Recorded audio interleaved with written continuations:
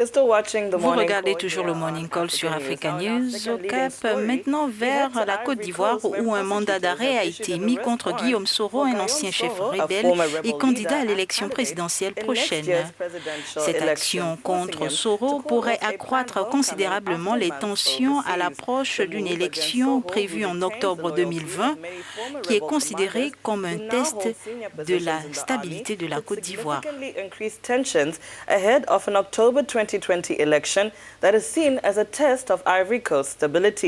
La police anti-émeute a tiré des gaz lacrymogènes lundi pour disperser plus de 100 partisans qui s'étaient rassemblés devant le siège de Soro dans la capitale commerciale, Abidjan.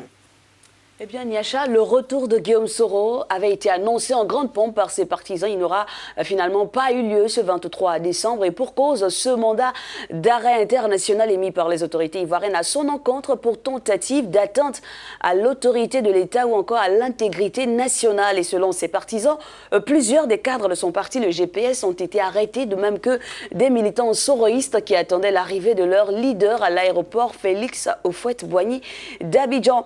Et justement, pour comprendre ces événements qui ont eu cours dans la capitale ivoirienne, nous avons en ligne depuis Abidjan Ebrin Brou, notre correspondant sur place. Ebrin, les choses se sont accélérées hier en Côte d'Ivoire avec ce mandat d'arrêt délivré contre Guillaume Soro. Oui, effectivement, la journée du 23 décembre aura marqué tout le pays, alors que l'état-major de Guillaume Soro s'apprêtait avec quelques partisans à l'accueillir en grande pompe à 13h GMT à l'aéroport international Félix Houphouët-Boigny d'Abidjan. Ils ont dû faire face à un dispositif de force de l'ordre dont la mission était d'empêcher par tout moyen tout regroupement aux alentours de l'aéroport international Félix Houphouët-Boigny, selon une source militaire. Le siège de Génération et Peuple Solidaire, GPS, le mouvement dont Guillaume Soro est le président en vue de l'élection présidentielle 2020, a été pris d'assaut par un nombre important de policiers qui ont lancé des gaz lacrymogènes afin de déloger les occupants qui tenaient une conférence de presse. Alors, depuis qu'il a été annoncé pour la Côte d'Ivoire, les lieutenants de Guillaume Soro n'ont pas lésiné sur les moyens pour informer l'opinion nationale et internationale quant au retour de leur leader à Abidjan après 6 mois d'absence. Ils ont entre autres organisé plusieurs conférences de presse, ils ont aussi appelé maintes fois à la mobilisation sur les réseaux sociaux afin de garantir un accueil mémorable aux leaders générationnels, comme ils le surnomment eux-mêmes.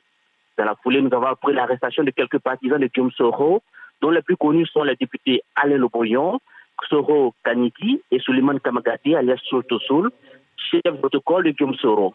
Par ailleurs, plusieurs sources proches de l'opposition ivoirienne ont confirmé que Guillaume Soro a quitté le Ghana pour l'Espagne dans l'après-midi. Reste à savoir comment il va réagir face à la justice ivoirienne. On parle d'atteinte à la sécurité de l'État et de recel de documents et même de blanchiment d'argent. Les autorités judiciaires ont-elles donné plus de détails sur les faits qui lui sont reprochés? Oui, nous avons quelques précisions. Les autorités ivoiriennes ont finalement rendu publique l'information d'abord d'un premier temps qui était secrète. Le procureur de la République, Richard Adou, a donné quelques précisions à la télévision nationale.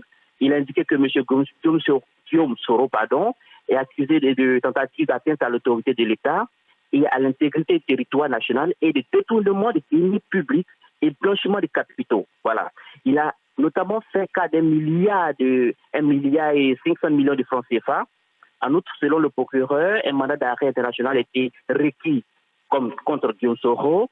On assiste quand même là à une grande guerre de communication entre le pouvoir et les partisans de Guillaume Soro qui soutiennent mordicus que leur leader, victime de complot, ourdi par Alassane Ouattara en personne.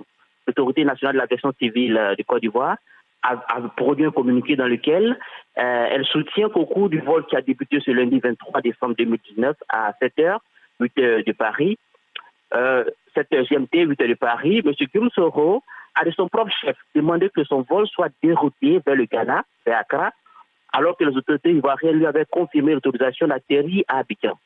Il est important de rappeler que Guillaume Soro, avant sa démission de l'Assemblée nationale, en tant que président de cette institution, avait beaucoup de divergences avec son ex-mentor, le président ivoirien Alassane Ouattara. Au cours de ces 6 derniers mois, il n'a fait que multiplier les critiques vis-à-vis de ce dernier. Plusieurs personnalités proches de Guillaume Soro ont plusieurs fois répliqué, Alassane Ouattara ont plusieurs fois répliqué à Guillaume Soro. Eh bien, Ebrin, vous le rappeliez si bien, avec ce mandat d'arrêt, la guerre est désormais déclarée entre les camps Guillaume Soro et Alassane Ouattara. Comment réagit-on d'un côté comme d'un autre? Déjà, dans cette atmosphère tendue, il faut dire qu'aucun parti politique n'a réagi pour le moment. Voilà. Et vous savez que dans un contexte politico-judiciaire aussi fébrile, les personnalités de premier rang et les politiques rechignent à se presser, à prendre position. Au niveau des populations, oui, nous pouvons l'affirmer, plusieurs personnes ont crié leur indignation face à cette situation, car selon elles, aucun Ivoirien ne devait être menacé alors qu'il revient dans son pays. Evren Bou, merci à vous. Merci d'avoir accepté de répondre à nos différentes questions sur Africa News. Je rappelle que Guillaume Soro avait atterri au Ghana après plus de 6 mois d'absence avant de retourner, selon vos propos, en Espagne. C'était notre correspondant.